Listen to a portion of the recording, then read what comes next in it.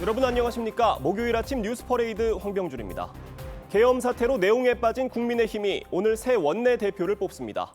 탄핵 전국 속 심화된 친한계와 친윤계 갈등 봉합과 위기의 당 수습 등 중책을 맡게 되는데 권성동 의원과 김태호 의원이 2파전을 벌일 전망입니다. 첫 소식 전정원 기자입니다. 국민의힘 신임 원내대표의 출사표를 던진 건 친윤계의 5선 권성동 의원과 비윤계로 분류되는 4선 김태호 의원입니다. 계엄 사태에 책임을 지고 사퇴한 추경호 전 원내대표 자리에 도전하는 건데 국민의힘은 오늘 의원총회를 열어 차기 원내대표를 선출합니다. 새 원내대표는 탄핵 전국에서 더욱 심해진 당내 갈등 봉합이 급선무입니다.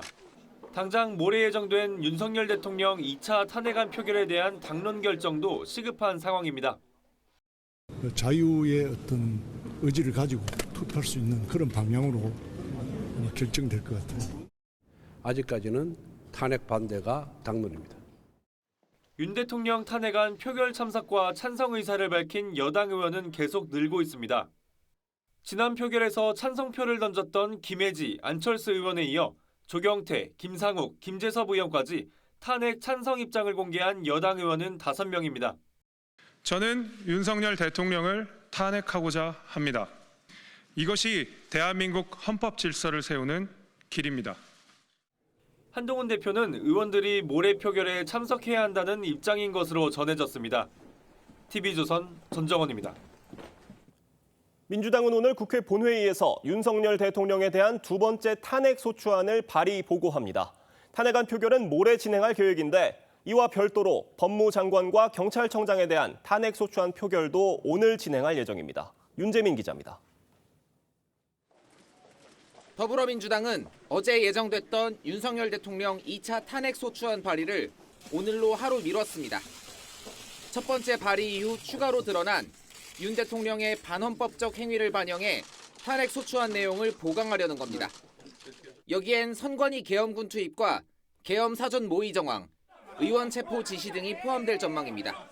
오늘 본회의의 탄핵안 발의와 보고를 동시에 마치고 토요일인 14일 오후 5시 국회 본회의를 열고 표결할 계획입니다. 이번 토요일 국회가 국민의 간절한 염원을 반드시 이뤄낼 것입니다.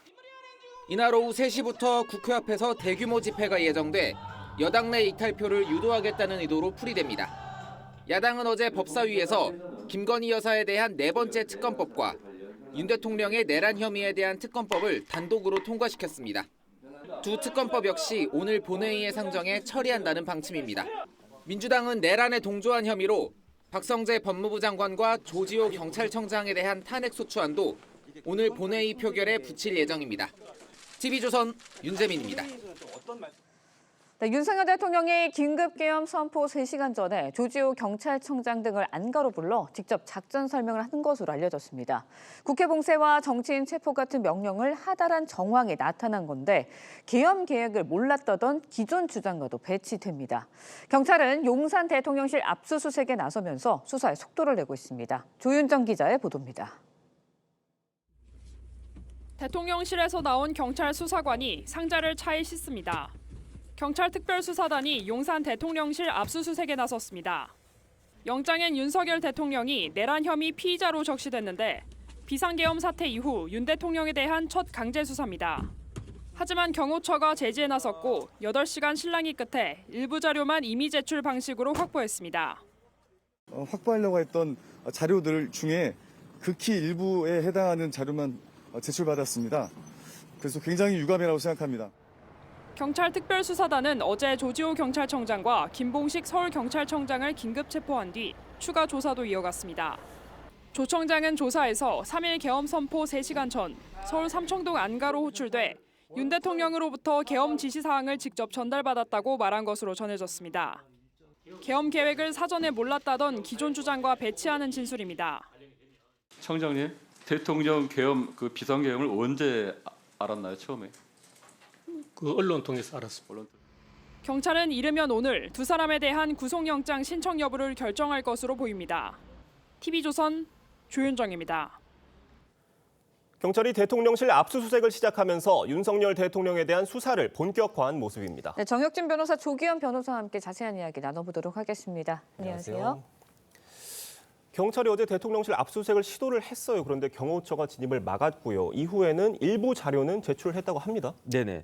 이게 형사소송법에 어떤 규정이 있냐면요. 군사상 비밀과 관련해서는 그 책임자의 승낙이 없으면 압수수색할 수 없다. 이게 110조에 나와 있고요. 예. 비슷한 규정이 111조에도 공무상 비밀 관련해 가지고 나와 있는데 이전에도 이제 그 문재인 정부 때에도 청와대 압수수색 여러 번 있었거든요. 그때마다 비서실장과 경호실장이 승인을 하지 않아 가지고 그래서 압수수색이 제대로 이루어지지 않은 그러한 예가 있었는데 이번에는 비서실장이나 경호실장이 아닌 그 총무비서관이 승인하지 않겠다라고 그렇게 이야기한 것 같습니다.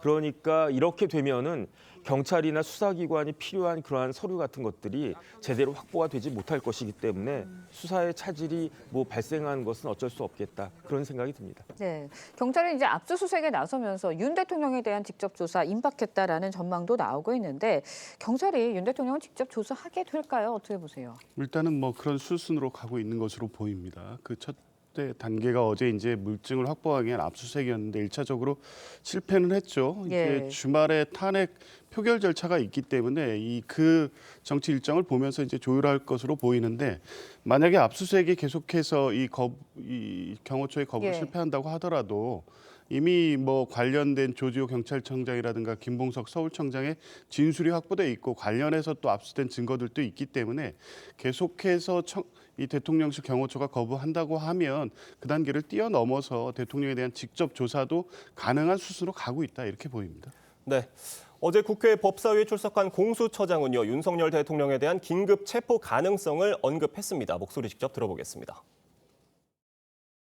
내란 수계 피의자로 입건된 윤석열 씨를 즉시 체포할 의지가 있습니까 없습니까? 그런 부분에 대한 충분한 의지를 가지고 하고 있습니다.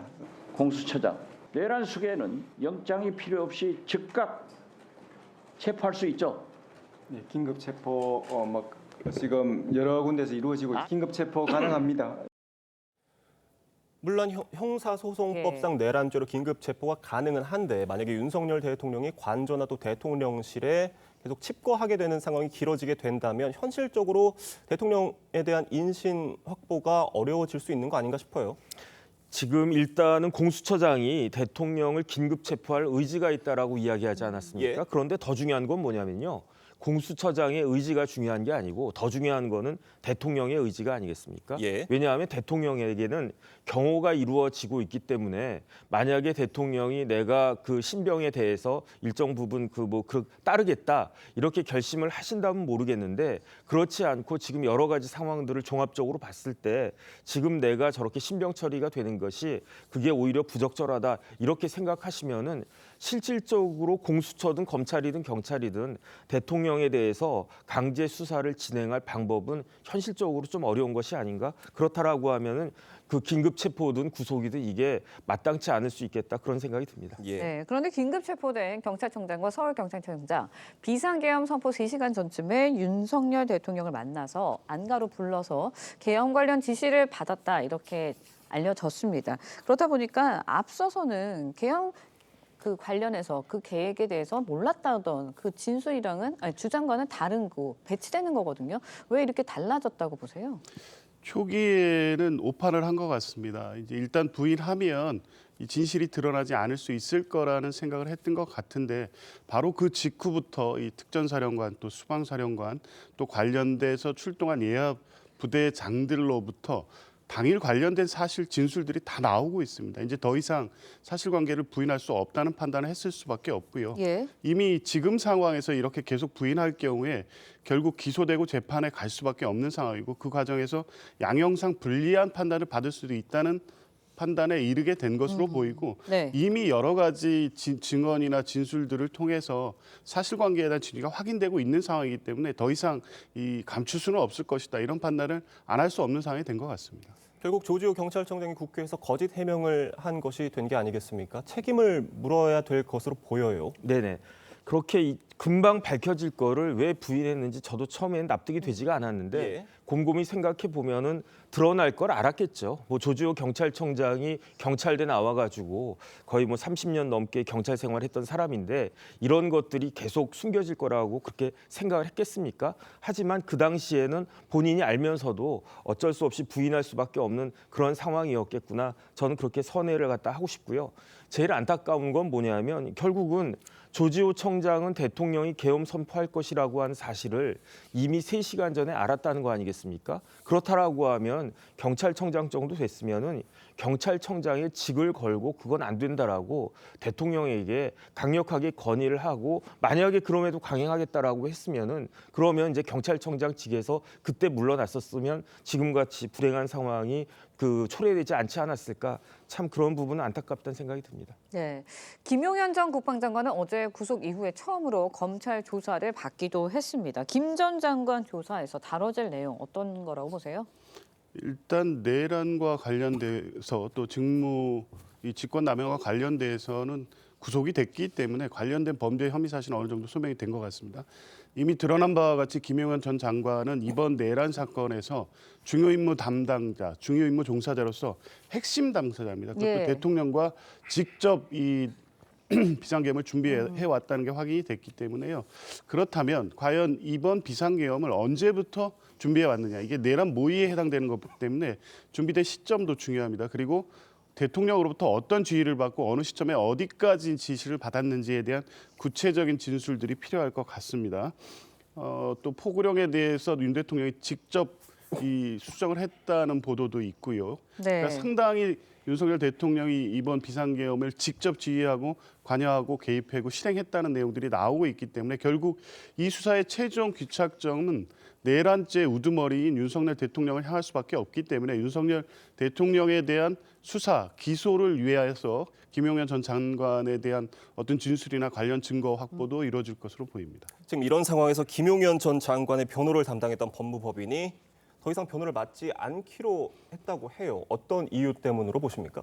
김용현 장관 다 아시다시피 육군사관학교 졸업하고 2017년 11월 전역할 때까지 굉장히 군에서 잘 나가던 사람이었습니다. 예. 그래서 2017년 9월에 합참의 작전본부장이 가장 핵심적인 그러한 요직 중에 요직이거든요. 예. 합참 작전본부장까지 했는데 이제 포스타 사성장군으로 진급하지 못하고 11월에 전역한 다음에 그리고 난 다음에 몇 년 있다가 2021년 4월부터 2022년 3월까지 그러니까 대선 끝날 때까지 대류가주 법무법인 대류가주의 고문으로 있었어요. 예. 그러니까 이러한 상황에 처해지게 되니까 자신이 몸담고 있었던 일정 기간 몸담고 있었던 그 법무법인에다가 변호를 의뢰했던 것 같은데 사안이 로펌 입장에서 봤을 때에도 예. 너무너무 큰 사건이다. 그래서 우리 로펌에서 감당할 수가 없겠다. 그다음에 이제 해당 담당 변호사도 이건 내가 도저히 감당할 수 없겠다. 이런 생각을 한 것이 아닌가 그런 생각이 들고요. 그렇다라고 하면 김용현 전 법무부 장관은 새로운 변호인을 구할 수밖에 없는 그런 상황에 또 처해지게 된 것이다. 이렇게 판단됩니다. 네, 수사 주체에 대해서도 좀 짚어보도록 하겠습니다. 경찰과 공수처, 국방부와 함께 공조수사본부를 출범시켰습니다. 그렇다 보니까 결국은 이제 검찰의 특별수사본부에 대적하는 그런 모양새가 됐거든요. 대응하는 어떻게 보세요? 두 가지 이유가 있다고 봅니다. 일단 검찰의 이번 수사의 적극적인 의지 자체에 대해서 신뢰성과 공정성에 대한 의심이 계속 제기되고 있었고요. 일단 그보다 더 중요한 것은 법적으로 이 검찰이 내란죄에 대한 수사권이 없습니다. 그래서 직권남용죄로 시작을 해서 직접 관련성 있는 관련 범죄라는 이유로 지금 수사를 하고 있는데 이 사건의 본질은 내란죄이기 때문에 검찰이 주도해서 증거를 확보하고 예. 이 관련자들의 인신을 구속하고 관련된 진술을 받아내고 이렇게 확보된 증거가 이 법원에 제출이 됐을 때 증거 능력이 문제될 수도 있는 겁니다. 그러니까 단순히 수사기관의 경제의 문제로만 볼 것이 아니라 이렇게 검찰이 주도한 수사를 통해서 나온 증거가 나중에 증거 능력이 문제가 될 수 있는 부분도 분명히 있기 때문에 그래서 수사권이 있는 국가수사본부가 주도하고 또 압수수색 등 절차에 있어서 공수처가 할 수 있는 역할이 있기 때문에 공수처, 군검찰 또 경찰이 주도적으로 이 사건을 수사하겠다는 의지를 보이고 있는 것입니다. 네. 지금 이 공조본 논의에 대해서 검찰에서는 대검 관계자 말로 전해진 얘기인데 전혀 사전 논의가 검찰과는 없었다 이런 반응인 걸 보면 검찰에서는 좀 적잖이 당황하는 모습인 것 같아요. 그런데 이렇게 지금 공조본과 검찰이 네. 양갈래로 계속 갈 수는 없지 않겠습니까? 그러니까 이건 검찰 입장에선 당황하기도 하고 또 기분도 나쁠 수 있을 것 같고 그런데 국민들 입장에서는요. 수사가 체계적으로 그렇게 공조 수사가 돼야지 기관의 그 자신들의 이기주의에 따라 가지고 이렇게 된다. 이거는 문제가 많다라는 생각이 들고요. 더군다나 결국 기소는 검찰이 할 수밖에 없습니다. 그 기소 독점주의인데 예외는 공수처가 일부 기소할 수 있는 경우가 있는데 공수처가 기소할 수 있는 대상은 판사, 검사, 고위 경찰이거든요. 예. 지금 피의자 중에 공수처에서 기소할 수 있는 사람은 서울청장하고 경찰청장 두 사람밖에 없기 때문에 결국 검찰과의 그 협조는 불가피한 것이다. 이렇게 생각이 됩니다. 네, 알겠습니다. 오늘 말씀은 여기까지 듣겠습니다. 감사합니다. 고맙습니다. 우원식 국회의장은 계엄 사태와 관련한 국정조사권 발동을 추진하겠다고 했습니다. 네, 검찰과 경찰이 수사의 속도를 내는 것과는 별도로 국회에서 따로 윤석열 대통령을 불러 계엄 문제를 따지겠다는 겁니다. 한송원 기자의 보도입니다. 우원식 국회의장이 비상계엄 사태 관련 국정조사를 추진하겠다며 여야의 특위 구성을 긴급 요청했습니다. 수사기관에서 조용하게 그렇게 진행되는 것이기 때문에 과정에 대한 이해 이런 것들이 국민들한테 잘 안 보일 수 있고 윤 대통령의 공개 증언은 반드시 필요하다며 관련 절차 진행도 빠르게 할 것이라고 했습니다. 여당은 분명한 반대 의사를 전했지만 일방적으로 민주당에서 그냥 의견하는 것이기 때문에 이 부분에 대한 의견에 참여할 수 없다는 점을 여기 자리에서 말씀을 드립니다. 국조계획서 역시 과반 의석인 야당 주도로 본회의 문턱을 넘을 것이란 관측이 나옵니다. 야당은 계엄 사태를 규명할 상설특검 후보 추천위원 4명도 확정했습니다. 여당은 그러나 상설특검 개정 규칙에 따라 후보자를 추천하지 못했습니다. 지연하거나 회피하면 탄핵 사유가 추가된다는 점 경고합니다. 야당은 또 4번째 김건희 여사 특검법과 함께 내란 혐의 진상규명특검도 법사위에서 의결했습니다. 여당 법사위원들은 위헌이라며 표결에 불참했는데 야당은 처리한 법안 모두를 본회의에서 처리할 계획입니다.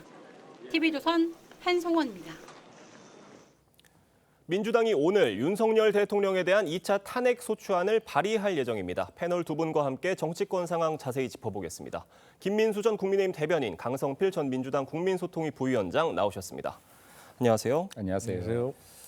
결국 민주당이 오늘 발의를 하기로 했습니다. 2차 탄핵 소추안을요. 그런데 원래는 어제 하기로 했었는데 이게 하루 늦춰진 건데 지금까지 나왔던 계엄 사항들을 탄핵 사유로 보강을 하겠다 이런 이유예요? 네, 탄핵 사유들을 보강하겠다라고 하는데 지금 사실상 탄핵이라고 하는 것이 여기 공직자들이 직무 중에 위헌이나 위법을 발생했을 때 하는 거 아닙니까? 근데 지금 어떠한 혐의 확정되지 않은 것들을 계속 올리고 있어요. 그리고 민주당이 말하고 있는 탄핵 사유라는 것이 얼마나 황당합니까? 지금 이 직전의 탄핵 사유들 보면요. 북한과 중국과 러시아를 적대시했다. 적대시하는 외교를 했다가 지금 탄핵 사유에 나와 있습니다. 그러면 여기에 지금 북한은 우리나라 주적이에요. 북한, 중국, 러시아를 적대시하지 않고 여기 눈치를 살펴야 대통령이 탄핵되지 않는 겁니까? 그리고 여기 지금 외교정책 같은 경우는 대통령의 공약사항 중에도 하나예요. 이 공약 보고 국민들께서 선택하신 대통령입니다. 그러면 지금 국민들도 잘못된 선택했다라는 겁니까? 뿐만이 아니라 어떠한 주술적 행위 이런 것들도 탄핵 사유에 나와 있어요. 지금 이거 민주당이 이야기하고 있는 것들에 어떤 것들이 더 추가가 되든 그리고 빠지든 이 탄핵 사유라는 것이 객관성이 있느냐 하는 것은 이 직전의 탄핵 사유만 봐도 충분히 알 수 있을 것이다라고 생각이 되어지고요. 지금 이러한 것들, 지금 북한과 중국과 러시아와 이런 적대시한 것을 탄핵 사유로 넣은 거야말로 이런 것들은 지금 대통령의 외교 정책이나 행정들 다 이거 발목 잡기 하고 있는 거 아닙니까? 이런 것들이야말로 지금 위험한 사상이 아닙니까? 이거 대한민국 국민들 위태롭게 하는 생각을 가진 사람들이 민주당 국회의원에 가득하다라는 소리 아닙니까? 이런 거 반문하고 싶습니다. 지금 북중러 적대시 행위에 대해서는 1차 탄핵안에 넣었던 내용이잖아요. 그에 대한 비판들이 있어서 지금 민주당에서는 2차 탄핵안에서는 그걸 빼겠다 이런 입장인 점을 짚고 가고요. 어찌됐건 오늘 2차 탄핵안 표결 발의를 하고 14일에 1차 때와 마찬가지로 이번 주 토요일에 오후 5시에 하겠다는 방침인데 국민의힘 중진 의원들이 우원식 의장을 찾아가서 토요일은 좀 피해달라 이렇게 얘기를 했어요. 이게 토요일마다 시위대가 국회로 모이면서 그런 시위대와 의원들이 마주치게 됐을 때 어떤 신변 안전에 문제가 있을 수 있다 이런 주장 같아요. 네, 뭐 신변의 안전을 위협을 느낄 수도 있겠죠. 하지만 우리 대한민국 이번에 계엄을 해제시키는 걸 봤을 때 얼마나 높은 수준의 시민의식을 가지고 있겠습니까? 근데 이제 민주당으로서는 어쨌든 간에 이번 주 토요일에 반드시 탄핵을 통과시켜야 되는 아주 그런 절박한 입장이 있습니다. 그렇기 때문에 탄핵을 통과하기 위해서는 여당 의원들 최소한 8명의 통과표가 필요하지 않겠습니까? 그렇기 때문에 압박하는 수단으로서 모든 것을 활용할 수밖에 없는 입장이고 이제 뭐 만약에 본회의장에서 있으면은 밖에서 국회 밖에서 시민들의 함성이 사실 들리거든요. 그리고 또 국회를 진입하는 과정 속에서 국민의힘 현역들이 시민들의 어떤 간절한 바람이라든가 눈빛이라든가 이 팻말이라든가 그런 걸 보면서 사실 마음이 점점 반대를 하려고 하다가도 찬성으로 돌아설 수 있기 때문에 저희 민주당으로서는 어쩔 수 없이 피치 못하게 할 수 있는 일종의 전략이라고 보시면 되겠다 이렇게 말씀드리겠습니다. 네, 알겠습니다. 2차 표결을 앞두고요. 국민의힘에서는 5번째 탄핵 찬성 목소리가 공개적으로 나왔습니다. 김재섭 의원입니다. 발언 들어보겠습니다. 대통령은 하야를 거부하고 있습니다. 하야 주장은 더 이상 유효하지 않습니다. 가장 질서 있는 퇴진은 탄핵입니다.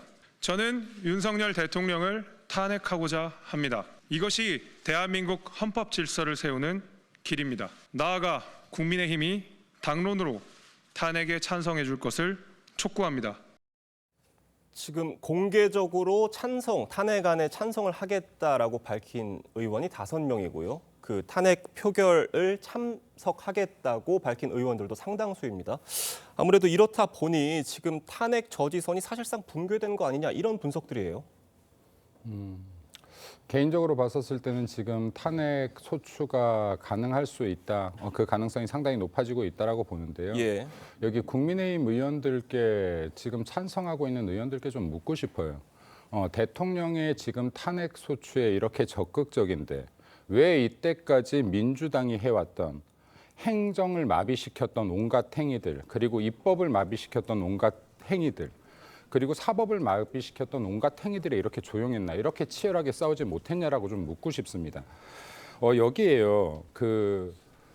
대통령의 계엄은요, 국민들의 여론, 그리고 국민들의 이렇게 지금 가슴 아픈 사건들을 만들었기 때문에 이게 정치적 책임이 있을지 모르겠어요. 근데 계엄이 전시 또는 사변, 이에 준하는 사태라고들 계속 하는데요. 예. 여기 계엄법 제2조 보시면요.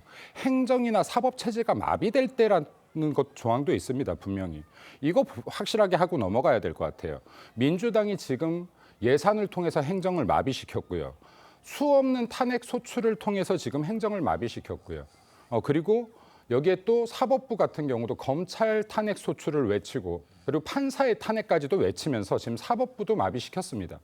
이러한 부분 왜 국민의힘 의원들 이때까지 강력하게 싸우지 못했습니까? 지금 여기 대통령의 탄핵을 먼저 외칠 것이 아니라 민주당이 어떠한 행태를 했는지 국민의힘의 입장에서는 외쳐야죠. 민주당은 대통령 탄핵 외치더라도 국민의힘 의원이라면 민주당이 이때까지 입법, 사법, 행정을 어떻게 마비시켜 왔는지 먼저 외쳐야죠. 이 부분들 국민의힘 의원들께서 좀 기억하셨으면 좋겠습니다. 네. 그러니까 윤석열 대통령이 헌법에 근거해서 현 상황을 사법과 행정이 마비된 상태로 판단을 해서 계엄을 선포한 거다. 이런 말씀이시고요. 이런 상황에서 한동훈 대표가 이르면 오늘 탄핵 찬성 입장을 낼 수 있다는 보도도 나오고 있습니다. 어떻게 보십니까? 네, 어쨌든 간에 한동훈 대표가 윤석열 대통령의 탄핵보다는 조기 사퇴라는 그런 카드를 뺐지 않습니까? 그런데 최근에 윤석열 대통령께서 변호인단을 구성을 한다라는 언론 보도가 있었습니다. 이 말은 곧 자진 사퇴보다는 탄핵으로 가가지고 탄핵 심사 과정에서 한번 유무죄를 다퉈보겠다라는 의도로 해석이 되기 때문에 저는 개인적으로 윤석열 대통령께서는 자진 사퇴를 원하지 않는 것으로 풀이가 되고 있거든요. 그렇기 때문에 한동훈 대표도 이러한 상황에서는 계속해서 탄핵을 반대하기는 어려울 것입니다. 그리고 이제 일각에서 이제 국민의힘의 윤석열 대통령의 조기 퇴진, 질서 있는 퇴진에 대해서 비난을 하는 입장들이 많이 쏟아져 나오고 있습니다. 그 이유는 뭐냐면 어쨌든 간에 보수 정당이 배출한 2명의 대통령이 2번 연속 탄핵을 당한다면 그것은 보수 정치의 어떤 붕괴를 의미하기 때문에 그리고 자진 사퇴로 가는 것이 어쨌든 보수 정치를 살리는 길이다라는 입장도 있는 것이기 때문이거든요. 하지만 많은 국민들은 지금 국민의힘을 생각할 때가 아니라 국민을 생각을 해야 될 때다라는 입장이 있기 때문에 아무래도 한동훈 대표도 조만간 찬성표를 던지지 않을까 이렇게 생각합니다. 이런 상황에서 국민의힘에선 오늘 원내대표 선거가 있습니다. 탄핵 반대 당론의 분수령이 될 것으로 보이는데요. 출사표를 던진 권성동 의원과 김태우 의원 목소리 들어보겠습니다. 이미 3분의 2 이상 찬성으로 탄핵 반대에 대한 당론이 결정돼 있고 당론을 유지하면서 언제쯤 조기 퇴진하는 것이 좋을 것인지 여기에 대해서 논의가 집중되어야 될 거라고 생각합니다. 분위기가 또 더 달라졌다. 자유의 어떤 의지를 가지고 투표할 수 있는 그런 방향으로 아마 결정될 것 같아요. 진짜 국민을 생각하고 국가를 생각하는 그런 정치적 모습도 우리가 이제 의연하게 보여줘야 될 때가 되었다. 오늘 원내대표 선거 결과 어떻게 예상하십니까? 개인적으로는 권성동 의원이 될 것이라고 봅니다. 왜냐하면 국민의힘 많은 의원들이요, 여론 눈치를 보느라 자기 입 밖으로 표현은 못하고 있지만 대통령의 탄핵이 답이 아니라는 거 대다수 의원들이 그래도 최소한 알고 있을 거라고 생각합니다. 그리고 지금 마찬가지로 여기 김태우 의원도 마찬가지인데요. 친한이라고 볼 수도 없습니다. 여기 친한이라고 한다 그러면 조경태 의원 정도를 추천하고 싶지 않았을까 싶어요. 실질적으로 수많은 국민의힘 의원들이 지금 자신 있게 이야기는 못해도 그래도 대통령 탄핵이 답이 아니라는 건 알고 있지 않을까 그렇게 믿고 싶습니다. 그리고 지금 이 부분에 대해서 왜 탄핵이냐 그리고 하야냐 이 두 가지 중에서 계속해서 결정을 뭔가를 하려고 하는 것 같은데요. 이 부분에 대한 생각도 국민의힘 의원들 다시 한번 해보시기 바랍니다. 헌법 제8조에요. 정당의 목적이나 활동이 민주적 기본 질서에 위배될 때 정부는 헌법재판소에 그 해산을 제소할 수 있다라고 되어 있습니다. 이때까지 지금 민주당이 정당이라는 이 이름 아래 민주적 기본 질서 얼마나 해쳐왔습니까? 위헌정당 해산 심판 청구 충분히 할 수 있습니다. 국무회의를 통해서요. 법무부 장관이 신청할 수 있습니다. 단지 대통령의 탄핵을 막냐 안 막냐를 넘어서 민주당이 위헌 정당이라는 심판 청구까지 싸우시길 바랍니다. 강력하게 싸우셨으면 좋겠습니다. 네. 지금 민주당에서는 이번 원내대표 선거 어떻게 보십니까? 네, 이제 뭐 사실 국민의힘의 원내대표 선거이기 때문에 민주당이 왈가왈부할 내용은 아닙니다만 저는 개인적으로 이러한 비상 상황이 닥쳤을 때는 보통 이 중립적인 중진을 추대하는 경우가 다반사거든요. 그런데 이번에는 경선을 하신다고 하길래 왜 그럴까라고 생각을 해보니까 아마도 지금의 분위기로 가게 되면 이번 주 토요일 날 윤석열 대통령의 탄핵이 통과가 되면 아마도 한동훈 대표도 이 대통령 탄핵에 책임을 지고 사퇴를 해야 될 위기에 빠질 수도 있습니다.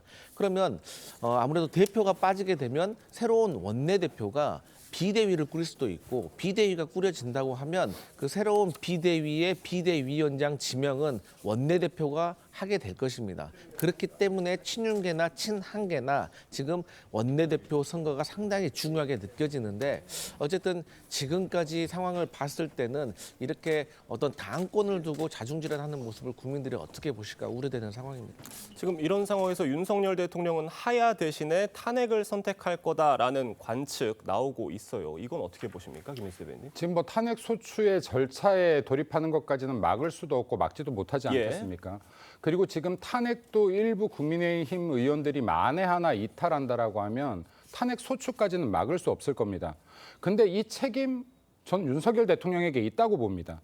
윤석열 대통령께서 정말로 민주당이 입법과 사법과 행정을 마비시키고 이로 인해서 그리고 우리의 주적인 북한을 옹호하고 이런 것들이 대한민국의 위기를 가져온다라고 생각하고 개헌까지 선포할 정도라면 최소한 그 정도의 결심을 했다라고 하면 국무위원들 설득하셨었어야죠. 국민들 설득하셨었어야죠. 그리고 그 주변에 훨씬 더 강단 있는 사람들 두셨어야죠. 이렇게 흐리멍텅한 사람들 둬서 이 지경까지 왔다면 탄핵 소추에 대한 책임 회피하시지 못할 수도 있습니다.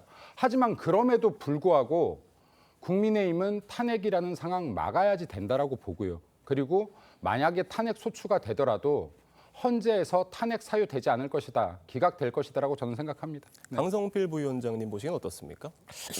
근데 이제 윤석열 대통령께서 어쨌든 탄핵으로 가게 되면, 탄핵 심사를 받게 되면 사실 저희 민주당이 봤을 때는 너무나도 명백한 증거들이 많다고 생각을 해요. 일단 온 국민들이 헌법 기관인 국회의 창문을 군인들이 뚫고 가서 어쨌든 국회의원의 어떤 헌정 어떤 입법 기관으로서의 역할을 방해하려고 했던 행위들이 드러나고 있고, 또 여러 가지 정황과 증언들이 쏟아져 나오고 있는 상황입니다.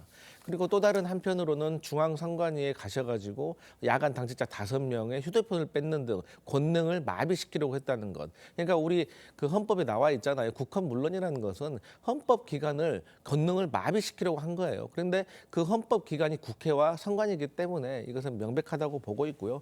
어쨌든 그럼에도 불구하고 탄핵 심사 절차에 들어가면은 헌법 재판관들이 제대로 잘 판단할 거라고 믿고 있습니다.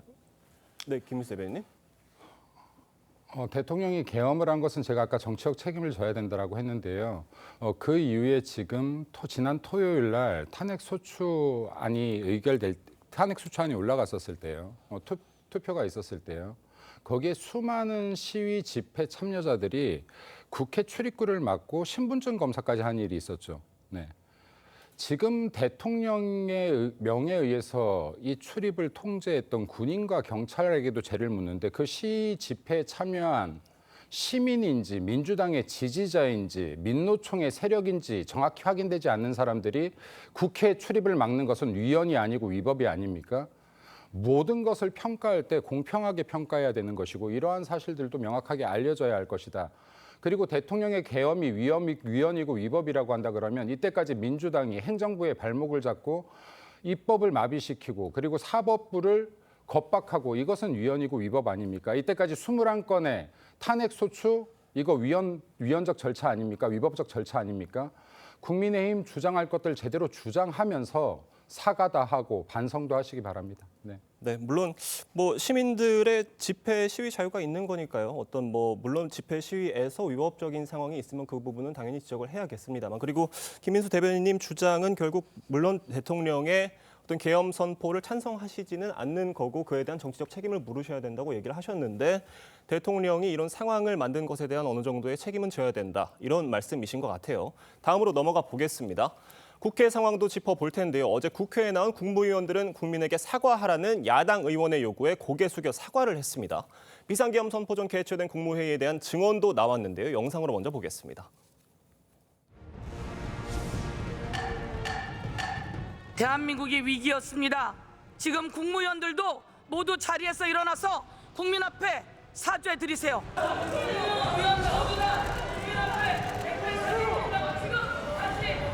다른 국무위원들 중에서 그 국법상 대통령의 계엄 행위에 부서 한 분 있으면 손들거나 일어나 주세요. 분명히 없을 겁니다. 많은 절차적, 실체적 흠결을 가지고 있었다, 그렇게 생각하고요. 바짓가랑이라도 붙잡고 몸으로라도 막을 수 있는 그런 상황이 안 됐습니다. 그래서 정말 죄송합니다. 1997년 대법원 판례를 보면은 비상계엄은 고도의 정치행위 통치행위로 보고 있습니다. 그런 의견도 있는 것으로 알고 있습니다.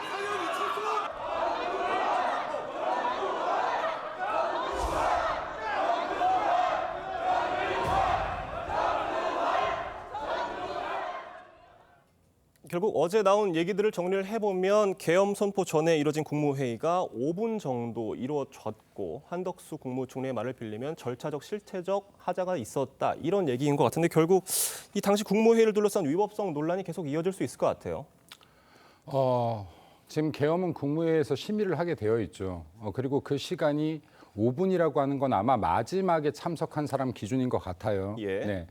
그리고 제가 아까 대통령도 잘못했다라고 하는 것은 계엄을 선포하면서 국무위원들조차도 설득하지 못한 채 계엄을 해서 되는가? 네. 국무위원조차도 설득하지 못할 논리라면 안 했어야 된다라고 봅니다. 예.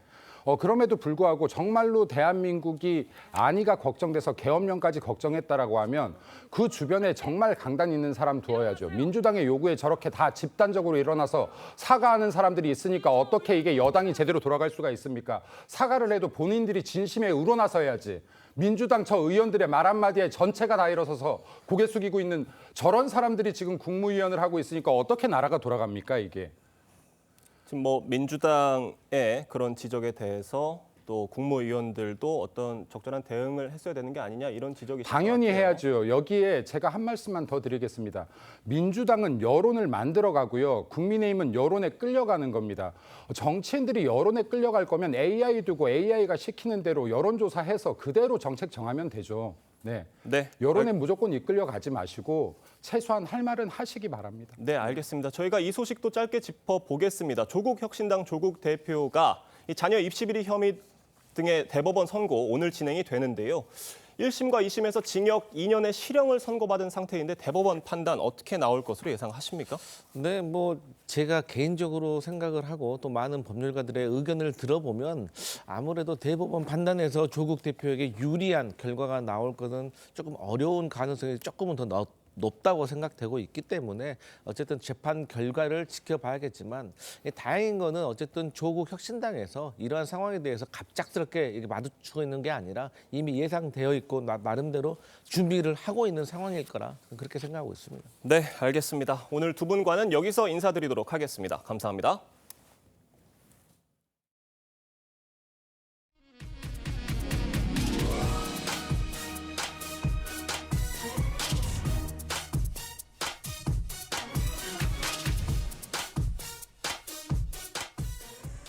비상계엄 사태 이후 우리 군의 기강해이를 우려하는 목소리가 커지고 있습니다. 군사 기밀을 잇따라 공개적으로 언급하는가 하면 계엄 당시의 사실관계를 따지기 위한 국회 국방위에 나와서 게임을 하는 모습이 포착되기도 했습니다. 군 수뇌부가 어쩌다 이렇게 된 건지 윤동빈 기자의 보도입니다. 비상계엄 당시 계엄사령관이었던 박안수 육군참모총장이 국회에 출석해 최고 등급 보안시설인 합동참모본부 지하 벙커를 묘사하다 제지당합니다.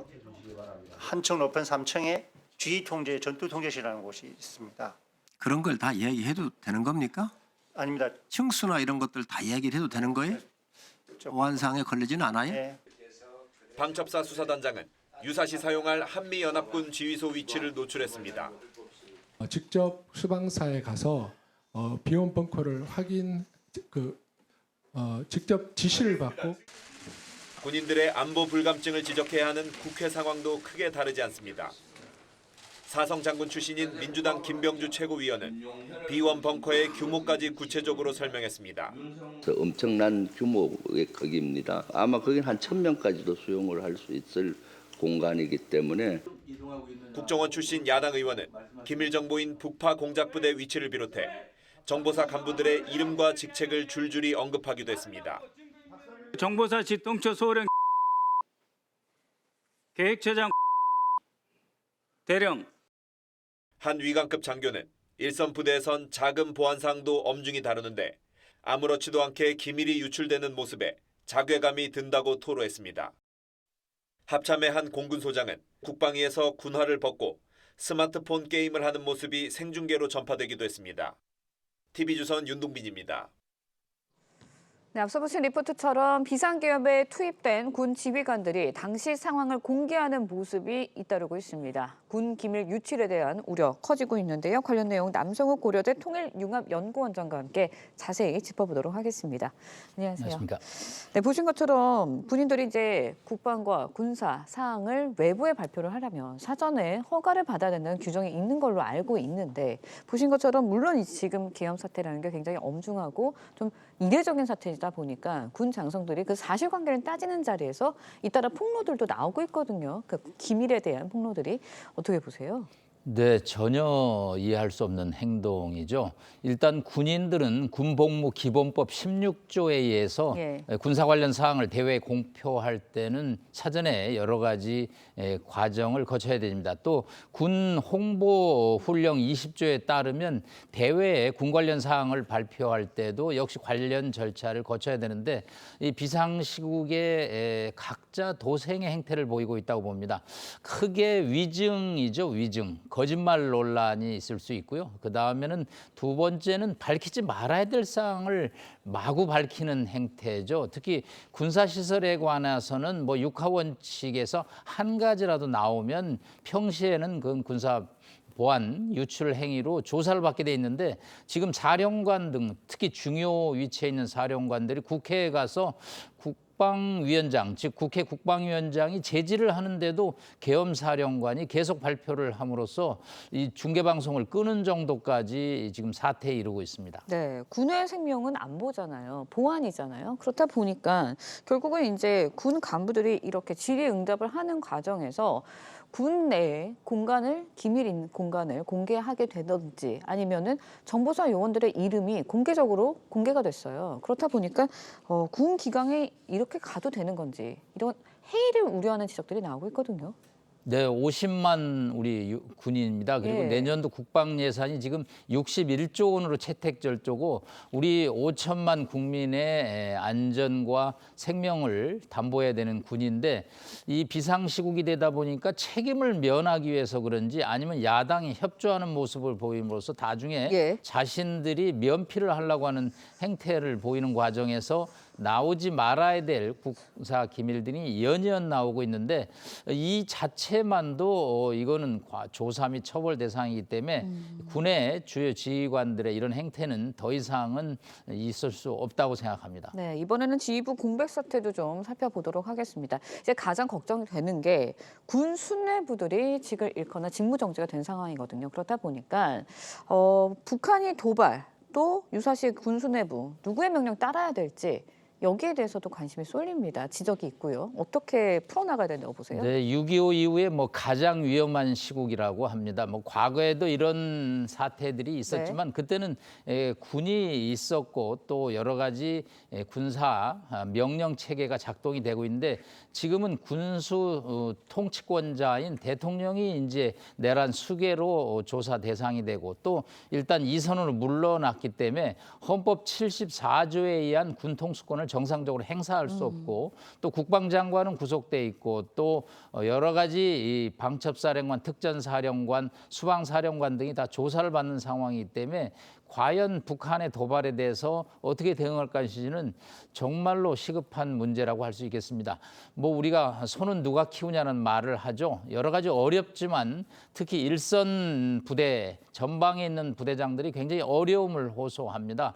이 훈련도 해야 되고 또 장병 관리도 해야 되는데 이런 명령 체계가 지금 이루어지지 않고 있기 때문에 어려움을 겪는데 제가 부탁드리고 싶은 것은 각 일선 특히 전방 부대 사단장들은 이럴 때일수록 중심을 잡고 부하 장병들을 정확하게 지휘 감독하면서 정해진 훈련을 함으로써 북한에게 틈을 보이지 않는 것이 매우 중요하다고 보입니다. 네, 알겠습니다. 행안부와 경찰 수뇌부도 좀 짚어보도록 하겠습니다. 사실상 공백 상태잖아요. 그렇다 보니까 치안에 대한 우려도 나오고 있거든요. 네, 그렇습니다. 서울경찰청장 또 경찰청장이 지금 조사 상태이기 때문에 이 명령 지휘계 통해서 배제가 됐기 때문에 이 수도 치안 또 전국 치안 상황이 또 우려가 되고 있습니다. 예. 다만 이거는 이제 국내 범죄 발생 예방과 관련이 있는데 일단은 각 지방경찰청장들이 책임하에서 각 지역의 치안 상황을 최대한 체크하고 점검하고 대응해 줄 것을 요청드리고 싶습니다. 네, 알겠습니다. 이번에는요. 북한의 대남 상황을 공개하는 그런 보도에 대해서 좀 이야기를 나눠보도록 하겠습니다. 계엄 사태와 관련해서 상세한 보도 이어지고 있어요. 그리고 그 사진도 공개가 됐어요. 북한이 보도를 네. 했습니다. 일주일 동안 왜 침묵을 지느냐는 많은 이제 관측이 있었는데 북한 입장에서는 이걸 보도했을 때 자기네 체제 유지에 도움이 될 것인가 아니면 손해가 날 것인가를 관망했던 거죠. 그래서 일주일 만에 21장의 사진과 함께 윤석열 정부가 남측을 아비규환 상태로 만들었다라는 보도를 했습니다. 북한 입장에서는 남측 정부에 대한 문제점을 집중 부각함으로써 자신의 체제에 대한 우월성을 과시하는 측면에서 이것을 공개해도 문제없다고 판단을 한 것 같습니다. 다만 이제 사진을 21장 공개한 걸 보면 주로 군 부대들이 이동하는 장면이고요.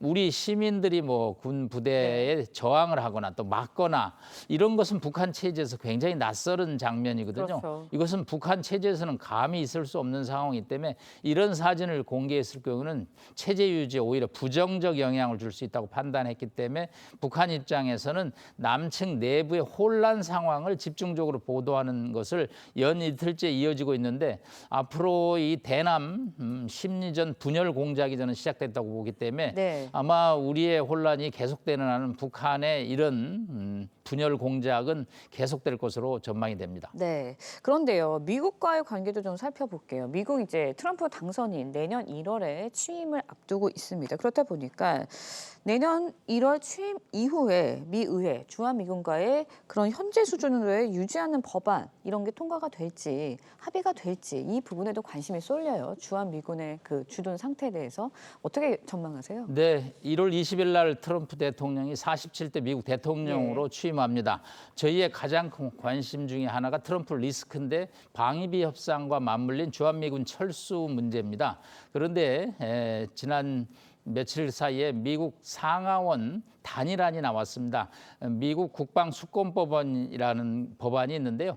이거는 상하원이 합동으로 주한미군을 28,500명으로 유지하기로 합의를 했다라는 워싱턴의 결정이 나왔기 때문에 저희로서는 일단은 한숨 돌립니다. 사실은 이거는 상원의 결정이 중요하고요. 또 지금 현재 상원이 공화당이 다수당이 된 상태에서 공화당도 이 28,500명을 이제 확인함으로써 트럼프 대통령이 내년 1월 20일 취임 이후에도 주한미군 철수에 관해서는 아무래도 자의적으로 행동 결정하기는 좀 어려운 그런 시그널을 준다는 차원에서 우리로서는 이제 안심이 되기 때문에 한미 동맹을 이번 비상기험 시절에서 다소 흔들리는 측면이 있었기 때문에 지난 9일에 도쿄에서 한미일 국방 관계자들이 회의를 함으로써 북한의 도발에 대한 시그널, 경고 메시지를 보내고 있고 빠른 속도로 한미 동맹이 이제 복원돼서 한미 연합사 체계를 중심으로 북한에게 틈을 보이지 않는 그런 것을 이어나가야 될 것으로 보입니다. 네, 이례적인 상황이라고 해도 군은 흐트러짐 없는 행보를 보여야 되지 않을까라는 생각이 들었습니다. 오늘 말씀 여기까지 듣겠습니다. 고맙습니다. 감사합니다. 네, 베냐민 네타냐후 이스라엘 총리가 이스라엘 법정에 섰습니다. 5년 전 부패 혐의로 기소된 이후 처음으로 법정에 출석을 한 건데 전쟁 중에 총리의 사법 리스크가 수면 위로 떠오르면서 이스라엘 사회는 극심한 혼란에 빠져들고 있습니다. 김자민 기자의 보도입니다. 네타냐후 이스라엘 총리가 형사사건 피고인으로 법정에 들어섭니다. 세금 우대를 원하는 해외 사업가들로부터 고가 샴페인과 시가 등 우리 돈 2억 7천만 원 상당의 뇌물을 받은 혐의 등으로 기소된 지 5년 만에 열리는 첫 재판입니다. 5시간 동안 진행된 재판에서 네타냐후 총리는 하루 18시간 동안 일해 시가를 제대로 피울 시간도 없고 샴페인도 싫어한다며 각종 부패 혐의를 적극 부인했습니다. לא הייתה עבירה, אז חיפשו עבירה. לא מצאו עבירה, אז המציאו עבירה. 재판이 열린 텔아비브 법원 앞은 네타냐후 지지파와 반대파로 인사인해를 이루며 두 쪽 난 이스라엘 민심을 보여줬습니다. כדי להתנגד נחרצות לעובדה שיש לנו ראש ממשלה שהוא גם נאשם בפלילים וגם פושע מלחמה. באתי לתמוך בראש הממשלה. אני חושב שלא עושים לו משפט צדק. 네타냐후 총리는 이달 말까지 매주 3회 법정에 출석해야 하지만 전쟁으로 재판 심리 절차가 영향을 받을 수 있다고 현지 언론은 전했습니다. TV조선 김자민입니다. 수도권 첫 해양박물관이 인천에 문을 열었습니다. 단순히 눈으로 보는 것을 넘어 대한민국의 해양 역사를 직접 체험해 볼 수 있는 다양한 공간들로 꾸며졌습니다. 윤수영 기자가 다녀왔습니다. 거대한 스크린 속에 펼쳐진 바다를 향해 힘찬 항해에 나섭니다. 어린이들을 위한 공간에서는 직접 돛도 펼쳐보고 놀이기구 안에서 뒹굴 수도 있습니다. 부산에 이어 두 번째, 수도권에서는 처음 문을 연 국립해양박물관입니다. 박물관 전체가 하나의 해양 공간으로서 확장하기 위해서 전시를 마련했습니다. 해양을 중심으로 하는 다양한 동시대의 시각을 동시에 흡수해서 5,000평이 넘는 넓은 공간에 3개의 상설 전시관과 1개의 기획 전시실, 휴식 공간 등이 마련돼 있습니다. 우리나라 최초의 도선사이자 처음으로 세계 일주에 성공한 고 배순태 선장의 태극기 등 만여 점의 다양한 유물이 전시됐습니다. 영상과 유물 모형을 결합해 선조들의 바다위 생활도 생생하게 체험할 수 있습니다.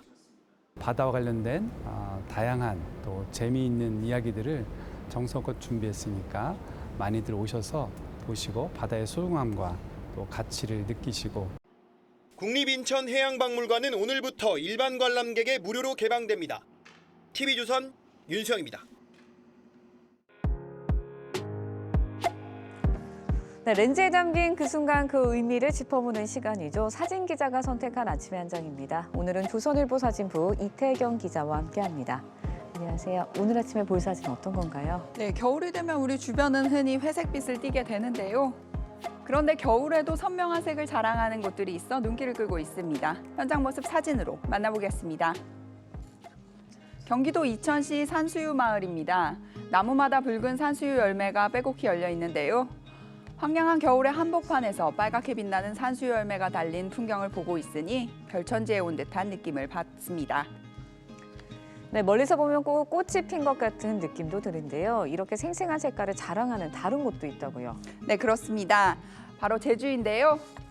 제주는 지금 유채나물 수확이 한창입니다. 드론으로 하늘에서 내려다본 제주 애월의 한 유채밭입니다.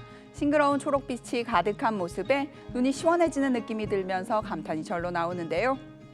노란 꽃을 피우기 전에 어린 유채잎을 수확하는 손길이 분주한 모습입니다. 네, 자칫 우울해질 수도 있는 시기인데요. 이렇게 사진으로라도 기분 전환하실 수 있었으면 하는 바람입니다. 지금까지 아침의 한 장이었습니다. 오늘은 다시 기온이 떨어지며 영하권으로 아침 출발하고 있습니다. 오늘 서울이 영하 2.5도로 어제보다 기온이 3도 정도 낮은데요. 여기에 찬바람까지 불면서 체감하는 온도는 이보다 더 낮겠습니다. 오늘 전국 하늘이 맑다가 밤부터 구름이 많아지겠습니다. 부산과 울산에는 건조주의보가 아직도 남아있고요. 오전에는 세종과 충북, 대구에 초미세먼지가 일시적으로 나빠질 수 있겠습니다. 오늘 오후까지 서해안과 제주도에는 바람이 강하게 불겠습니다. 순간 풍속 초속 15m 안팎의 강풍이 불어들겠습니다. 오늘 한낮 기온은 어제보다 1도에서 3도 정도 낮겠습니다. 서울이 5도, 대전과 광주 8도, 대구 9도 예상됩니다. 내일은 전국 대부분 지방에 눈이나 비가 내리겠고요. 이후 주말에는 충청 이남에 눈이나 비가 내린 뒤 서울의 아침 기온이 영하 4도까지 떨어지겠습니다. 오늘의 날씨 이나일입니다. 이상으로 목요일 뉴스 퍼레이드 마칩니다. 네, 저희는 내일 아침 7시 30분에 다시 찾아뵙겠습니다. 시청해주신 여러분 고맙습니다.